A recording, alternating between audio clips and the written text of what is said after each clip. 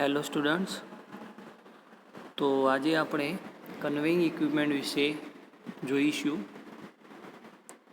તો કન્વેઇંગ ઇક્વિપમેન્ટ એટલે શું કે નોર્મલી કોઈ મટીરિયલ હોય તો એને એક જગ્યાએથી બીજી જગ્યાએ કન્વે કરવાનું હોય, એટલે લઈ જવાનું હોય, પહોંચાડવાનું હોય.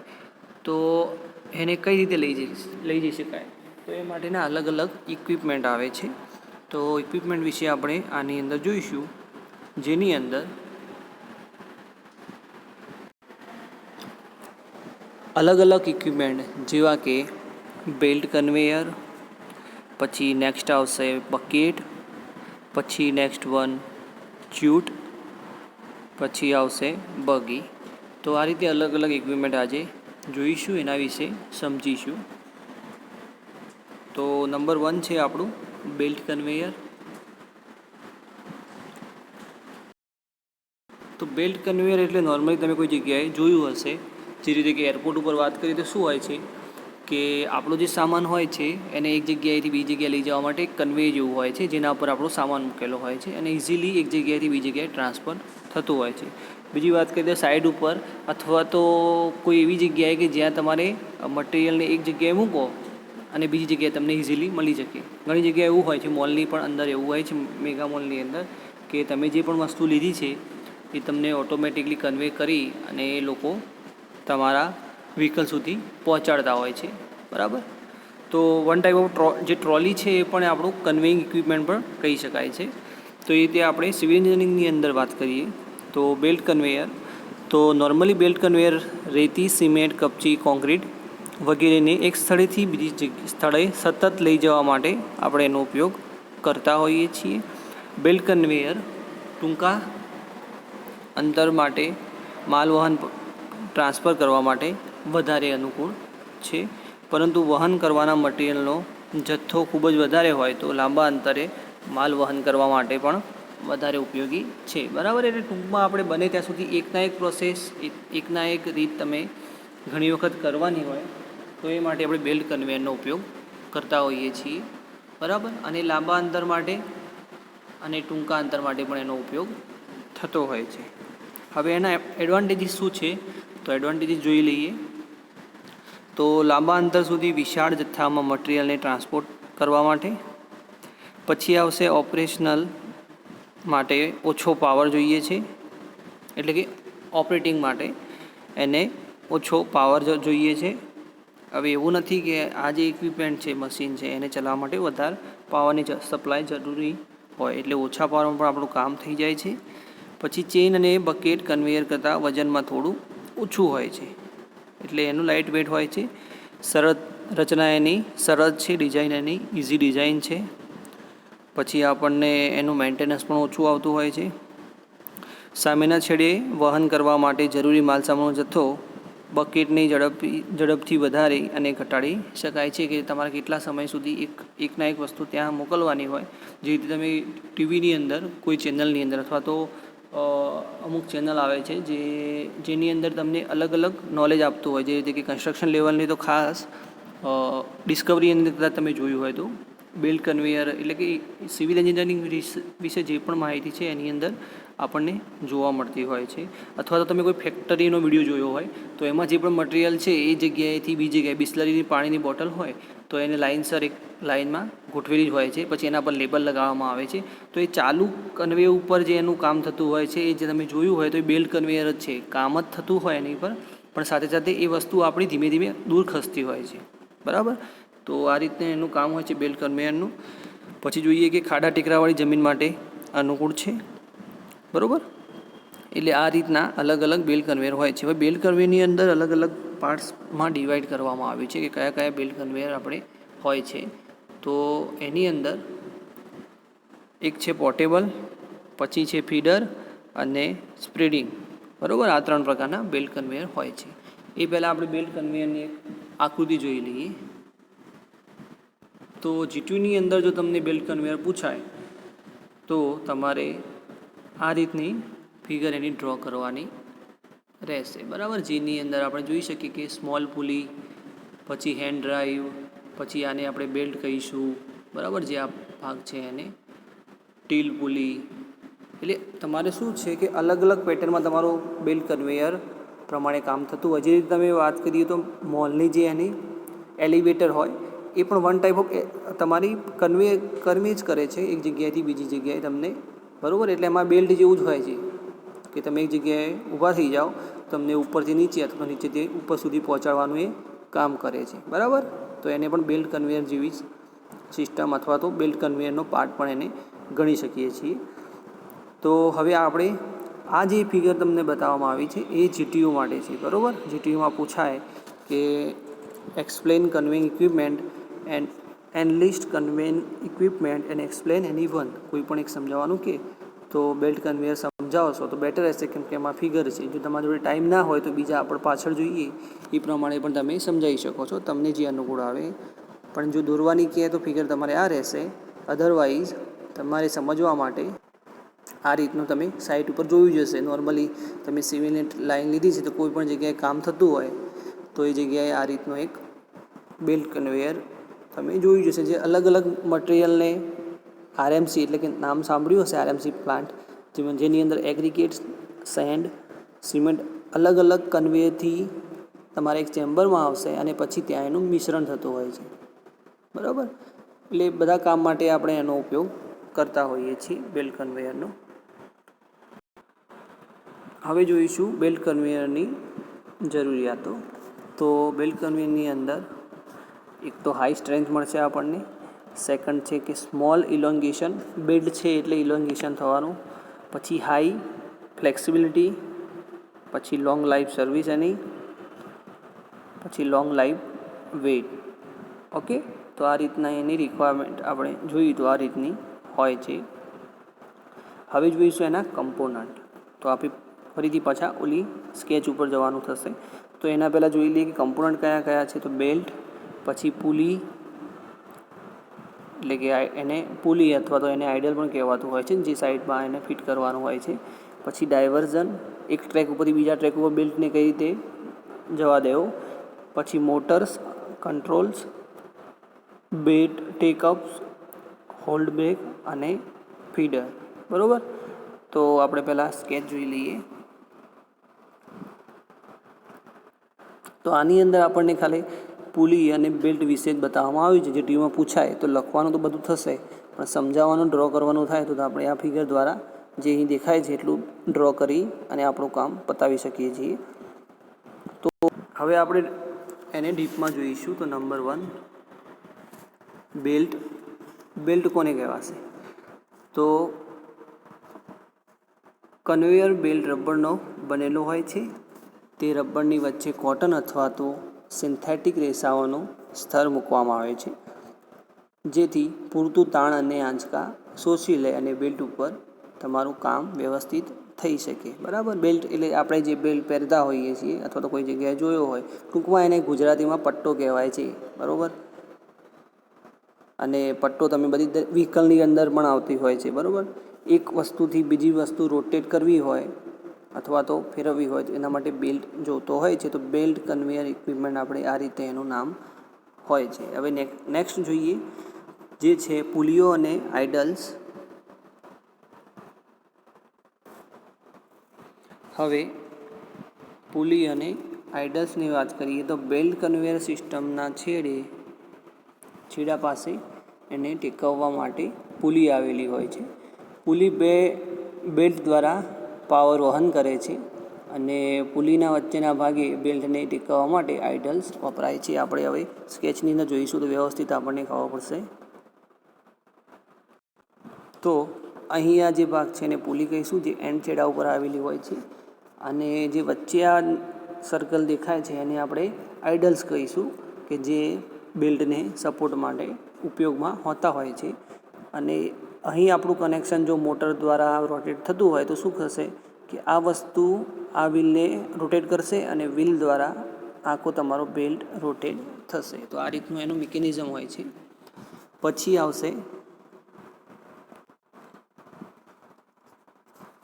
આપ્યું છે ડાયવર્સ, એટલે કે સામાન્ય રીતે બધા જ બેલ્ટ કન્વેયર ઇલેક્ટ્રોનિક મોટર વડે ડ્રાઈવ કરવામાં આવે છે. તે તમને પહેલાં સમજાવીએ પ્રમાણે આવા ડ્રાઈવ કન્વેયરના ડિસ્ચાર્જ છેડે રાખવામાં આવે છે, જેને ડાઇવર્સ કહીએ છીએ, બરાબર. ડિસ્ચાર્જના છેડે રાખવામાં આવે છે. પછી આવશે મોટર અને કંટ્રોલ, કેમ કે બેલ્ટને ફેરવવા માટે મોટરની જરૂર પડતી હોય છે. તો મોટર્સ અને કંટ્રોલર અથવા તો કંટ્રોલ. તો બેલ્ટ કન્વેયરને ડ્રાઈવ કરવા માટે વપરાતી મોટર પૂરતી ક્ષમતાવાળી હોવી જોઈએ, એટલે કેપેસિટી તેની એવી હોવી જોઈએ કે એના પર અમુક મેક્સિમમ લિમિટ સુધી જો એને લોડ ઉપર લોડ મૂકવામાં આવે તો પણ ઇઝીલી જે પણ તમારું મટીરિયલ છે એને એક જગ્યાએથી બીજી જગ્યાએ મૂવ કરી શકે. હવે નેક્સ્ટ આવશે બેલ્ટ ટેકઅપ્સ. તો બેલ્ટ ટેકઅપ્સની વાત કરીએ તો એની અંદર બેલ્ટના વપરાશના લીધે અમુક સમય પછી બેલ્ટની લંબાઈ વધી જતી હોય છે. આ લંબાઈનો વધારો એડજસ્ટ કરવા માટે ટેકઅપ્સ વપરાય છે, જે નીચે પ્રમાણે 2 પ્રકારમાં આપણે વેચેલા છે. એના પહેલાં તમને કહું કે જો તમે સાયકલ ચલાવી હોય અથવા તો બાઇકનો યુઝ કરતા હોય તો અમુક સમયે અને ખાસ ચોમાસાના સમયે શું થશે કે તમારું જે વ્હીકલ હશે એની અંદર સાયકલ હોય તો એ ચેન ઉતરી જશે, વ્હીકલની અંદર કંઈક અલગ પ્રકારના અવાજ ચાલુ થઈ જશે. ઇન શોર્ટ કે તમારી ચેન જે માટી અને કચરા અને અલગ અલગ મટીરિયલના કારણે થોડી લંબાઈમાં વધારો થશે, બરાબર. તો આપણે પછી એને સર્વિસ કરાવતા હોઈએ છીએ. એ રીતે બેલ્ટની અંદર પણ વારંવાર એના યુઝ થવાથી એની લંબાઈમાં વધારો થતો હોય છે. તો 2 ટ્રેકઅપ્સ અને વેટેડ પુલી, બરાબર. તો એની અંદર જોઈએ કે 2 ટેકઅપ્સની અંદર જે કન્વેની લંબાઈ વધારે છે તેમાં એક વધારાની પુલી એડ કરવામાં આવે છે કે જેથી એની લંબાઈ ઓટોમેટિક ઘટી જશે, બરાબર. જે રીતે આમાં જોઈએ તો તમારી 1 અને 2 આ 2 પુલી હોય, પણ એમાં જો એની લંબાઈમાં વધારો થાય તો આપણે વધારાની એક પુલી એડ કરીશું, અથવા તો પણ આપણે બેલ્ટ કામ વ્યવસ્થિત ના કરતો હોય તો પછી એની અંદર આ રીતે એક્સ્ટ્રા પુલી એડ કરતા હોઈએ છીએ, જે આપણે આમાં જોઈ શકીએ છીએ. હોલ્ડ બેગની વાત કરીએ તો હોલ્ડ બેગ એટલે શું કે જ્યારે મટીરિયલ નીચેથી ઉપર પહોંચાડવાનું હોય તો એ વખતે જો ઇલેક્ટ્રિસિટી આપણી પાસે ખતમ જતી રહે અથવા તો ડીઝલ પેટ્રોલ હોય એ ખતમ થઈ જાય તો જે મટીરિયલ આપણું પહોંચાડી રહ્યું છે બેલ્ટ કન્વેયર દ્વારા એ પાછું રિટર્ન ના થાય એ માટે શું હોય છે, હોલ્ડ બ્રેક હોય છે. તો જે વિરુદ્ધ જે પણ મટીરિયલ તમારે એક ડાયરેક્શનમાં રોટેટ થતું હોય છે તે બેલ્ટ કન્વેયર છે આપણો, બરાબર. તો તમારું મટીરિયલ અહીંથી આમ જાય છે અથવા તો બેલ્ટ તમારો અહીંથી આમ જાય છે તો ઇલેક્ટ્રિસિટી જવાથી તમારો બેલ્ટ પાછો ના આવે એ માટે હોલ્ડ બ્રેક હોય છે, જે તમારા આ વ્હીલને પાછા ફરતા રોકે છે, અટકાવે છે. અને લાસ્ટમાં છે ફીડર. તો તે બેલ્ટ ઉપર એક સાધારણ દરે મટીરિયલ પહોંચાડે છે, બરાબર. આ એનો એક પાર્ટ જ છે ફીડર. તે શું કરે છે, મટીરિયલને પહોંચાડવાનું કામ કરે છે. હવે નેક્સ્ટ જોઈશું બકેટ. તો બકેટ કેવા હોય છે? બકેટ નોર્મલી એવી વસ્તુ છે કે જેની અંદર આપણે ઘરની અંદર પણ અમે ઘણી વખત આપણે યુઝ કરતા હોય. બકેટ એટલે કે એવું મટીરિયલનું સાધન હોય, પ્લાસ્ટિક હોય, એ ગમે તે મટીરિયલ હોય તો એની અંદર આપણે કંઈક વસ્તુ નાખી શકીએ અથવા તો ભરી શકીએ, તો એને આપણે બકેટ કહેતા હોઈએ છીએ. એ જ રીતે એસીટીની અંદર પણ આ રીતનું એક બકેટ આવે છે. તો આ પ્રકારના કન્વેઇંગ ક્ષૈતિજ તેમજ ત્રાંસી દિશામાં મટીરિયલના વહન માટે વપરાય છે, એટલે કે હોરિઝોન્ટલ અને વર્ટિકલ ડાયરેક્શનમાં આપણે મટીરિયલ ટ્રાન્સફર માટે એનો ઉપયોગ કરતા હોઈએ છીએ. ત્રાંસા કન્વેઇંગ માટે ક્ષૈતિજ દિશા માટે તેનો એંગલ 70 ડિગ્રી કરતાં વધારે ન હોવો જોઈએ. અને બેલ્ટ ઉપર ખુલ્લા અથવા તો વી આકારના પણ જોવા મળતા હોય છે. બેલ્ટમાં એક જગ્યાએથી મટીરિયલ ભરવામાં આવે છે જેને પોઈન્ટ ફીડિંગ કહે છે, અથવા તો બકેટ મટીરિયલમાંથી પસાર થાય ત્યારે જાતે ભરાઈ જાય છે. જો બકેટ જાતે ભરાય તો એને ડ્રેગ ફીડિંગ કહે છે, બરાબર. આ રીતનું એનું કામ થતું હોય છે. અને ઘણા વખતે કિસ્સાઓમાં એવું જાણવા મળ્યું છે કે તમારે જે પણ એટલે કે બેલ્ટની મિનિટ હોય એ તમે વધારી શકો છો, ઘટાડી શકો છો. એ તમારું ડિપેન્ડ કરે છે કઈ રીતનું ઇક્વિપમેન્ટ છે. એને નોર્મલી 20 મીટર પ્રતિ મિનિટ્સ પ્રમાણે કામ કરતું હોય છે. અને ઘણી વખતે જો કન્વેયરના વજન અથવા તો ચેનની મર્યાદા સ્ટ્રેન્થના કારણે આવા કન્વેયરની લંબાઈમાં 25 મીટર જેટલી મર્યાદા રાખેલી હોય છે, એટલે એની લંબાઈ 25 મીટર જેટલી હોય છે. હવે નેક્સ્ટ જોઈશું આપણે, નેક્સ્ટ છે આપણું ચ્યુટ. તો આ શબ્દ તમારા માટે નવો હશે. તો આની અંદર શું હોય છે, એક મિનિટ પહેલાં આપણે એક બકેટનું પીક જોઈ લઈએ. બરાબર, તો આ રીતે બકેટ હોય છે, જેની અંદર જે પણ આપણું અહીં મટીરિયલ પડ્યું છે એ આ બકેટ દ્વારા આગળ તીથ છે તો બકેટ દ્વારા અંદર ઇન થઈ જશે. બરાબર, જો આપણે ફરી જોઈએ, જે આ બકેટ તમને બતાવ્યું છે એની અંદર અહીંથી આ ક્લોકવાઇઝ ડાયરેક્શનમાં રોટેટ થશે, એટલે અહીં રહેલું જે મટીરિયલ છે તમારું એ બકેટની અંદર એડ થઈ જશે. બરાબર, પછી જ્યારે તમારો બકેટ રોટ થશે એટલે કે ગોળ ફરશે ત્યારે અંદર રહેલું જે મટીરિયલ છે એ ઓટોમેટિકલી અહીં ખાલી થઈ જશે. અને ખાલી થવાથી બેલ્ટ કન્વેયર દ્વારા તમારું મટીરિયલ અહીંથી ડાયરેક્ટ સીધું તમારા જે પણ વર્ક હોય અથવા તો ચેમ્બર હોય અથવા તો આરએમસી પ્લાન્ટ હોય ત્યાં અહીંથી સીધું ત્યાં પહોંચી જશે. આ છે ઉપર તમારું બેલ્ટ કન્વેયર. બરાબર, એટલે ટૂંકમાં બકેટ, આ જે ભાગ દેખાય છે ને બકેટ કહેવામાં આવતું હોય છે, જે મટીરિયલને અહીંથી ફિલઅપ કરશે અને અહીંયા આઉટ કરી દેશે એટલે કે ખાલી થઈ જશે, અને પછી બેલ્ટ કન્વેયર દ્વારા તમારું મટીરિયલ આગળ ટ્રાન્સફર થશે. હવે ચ્યુટની વાત કરીએ તો આ જે મટીરિયલ છે તો ઊંચા લેવલથી નીચા લેવલ સુધી કોન્ક્રીટનું વહન કરવા માટે તેનો ઉપયોગ આપણે કરતા હોઈએ છીએ. તેના નીચેના ભાગે ગોળાકાર હોવો જોઈએ અને તેને ઢાળ પૂરતું હોવો જોઈએ, જેથી કોન્ક્રીટનું સેગ્રિગેશન ના થાય. તો એ માટે આપણે પહેલાં પીક જોઈ લઈએ. બુકની અંદર આ કોઈપણ જાતના સ્કેચ નથી આપ્યા, બેલ્ટ કન્વેયરનો આપ્યો છે, બાકીના બધા જે પીક છે એ અલગ જગ્યાએથી લેવામાં આવ્યા છે. તો આ પણ એની ડ્રોઈંગ પૂછાય નહીં, ચ્યુટની ડ્રોઈંગ તમને પૂછાય નહીં, ખાલી તમારે થિયરી જ લખવાની રહેશે. તો આની અંદર આપણે મટીરિયલ એડ કરતા હોઈએ છીએ. બરાબર, અને પછી એક જગ્યાએથી બીજી જગ્યાએ ટ્રાન્સફર થતું હોય છે. તો હવે અંદરને બીજી વાત અમને એમ કીધી છે કે અંદરના ભાગે ગોળાકાર ભાગ હોય છે. બરાબર, અંદરના ભાગે આ જે આપણું બોક્સ છે તો અંદરના ભાગે ગોળાકાર ભાગ હોય છે અને પછી એ નીચે જતું હોય છે.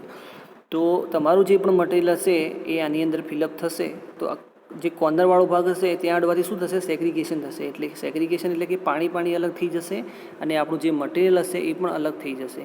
તો એ સેગ્રિગેશન ના થાય એ માટે અહીં આ કર્વવાળો ભાગ આપવામાં આવે છે અને પછી ત્યાંથી તમારું મટીરિયલ સીધું નીચે જશે.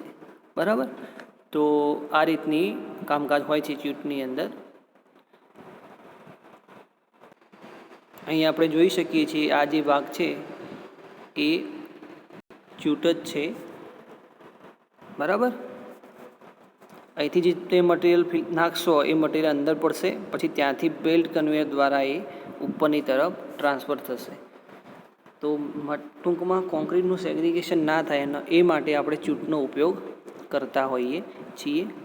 પછી આગળ હવે બગીની વાત કરીએ તો બગી અથવા તો બુગી અલગ અલગ એના નામ છે. બરાબર, પ્રોનાઉન્સિએશનમાં તમે બુગી પણ એને કહી શકો છો.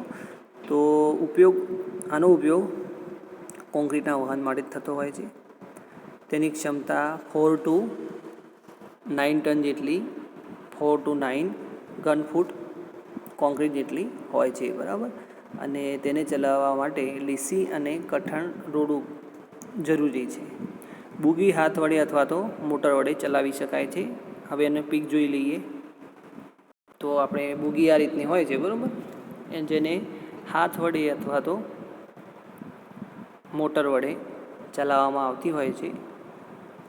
અને હેન્ડ બુગી અને વ્હીલ બુગી કરતાં વધારે સલામત રહેશે. જે આપણી હેન્ડ બુગી છે એ વ્હીલ બુગી કરતાં વધારે સલામત રહેતી હોય છે, કેમ કે ઘણી વખતે આની અંદર હેવી લોડ હોય. બરાબર, તો આપણે ટ્રાન્સફર કરવું હોય તો ઘણી વખતે લોડ વધવાના કારણે આપણું જે વ્હીકલ છે બરાબર ચાલી શકતું હોતું નથી. તો એના કરતાં એવું છે કે પછી આપણે હેન્ડ બુગીનો ઉપયોગ કરી શકીએ. લિફ્ટિંગમાં પણ ઘણી વખત આની અંદર પ્રોબ્લેમ આવતા હોય છે, જે વ્હીલ છે એની અંદર. તો આગળ વાત કરીએ કે હેન્ડ બુગીની અંદર 60 મીટર સુધી અંતર માટે વપરાય છે. જે આપણી હેન્ડ બુગીની વાત કરી, જેની અંદર કોઈપણ જાતનું ઇલેક્ટ્રોનિક ઓટોમોબાઈલ પાર્ટ્સ નથી આવતો, તો એનો ઉપયોગ આપણે 60 મીટર સુધી લંબાઈ હોય તો કરીએ છીએ, જ્યારે મોટરવાળી જે બુગી હોય એનો ઉપયોગ આપણે 6350 એટલે કે 350 મીટર માટે કરતા હોઈએ છીએ, બરાબર. અને મોટર બુગીની કાર્યક્ષમતા 14 ગન ફૂટ જેટલી હોય છે. નોર્મલી કેટલી હોય છે? 4 to 9 જેટલી હોય છે ગન ફૂટ. પણ જે આપણી ઓટોમોબાઈલ એટલે કે મોટર બગી છે, જે ઓટોમેટિક આપણું કામ કરે છે, એની છે 14 ગન ફૂટ. અને આમાં બે પ્રકારની બગી હોય છે, એક હેન્ડ બગી અને બીજી વ્હીલ બગી, બરાબર.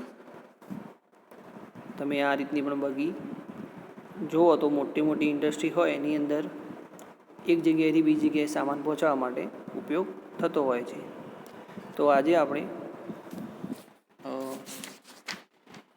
બેલ્ટ કન્વેયર, પછી બકેટ, પછી ચ્યુટ અને બગી વિશે જોયું, બરાબર. તો બેલ્ટ કન્વેયરની જે ફિગર છે એ તમારે તૈયાર કરી દેવાની રહેશે, કેમ કે બેલ્ટ કન્વેયર લગાતાર જીટીયુમાં પૂછાયેલું છે.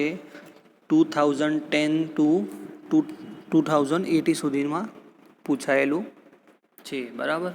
હા, અને 90માં પણ છે, એટલે આ પૂછાવાની જીટીયુની અંદર પૂછાવાની શક્યતા છે. તો બેટર છે કે તમે એની પ્રિપેરેશન કરી લો. ક્વેશ્ચન નથી આપતો, ક્વેશ્ચન તમારો રહેશે કે તમારે આ ફિગર ડ્રો કરતાં શીખવાનું છે અને ટાઈપ્સ એના એનલિસ્ટ કરવાના રહેશે. Okay, thank you.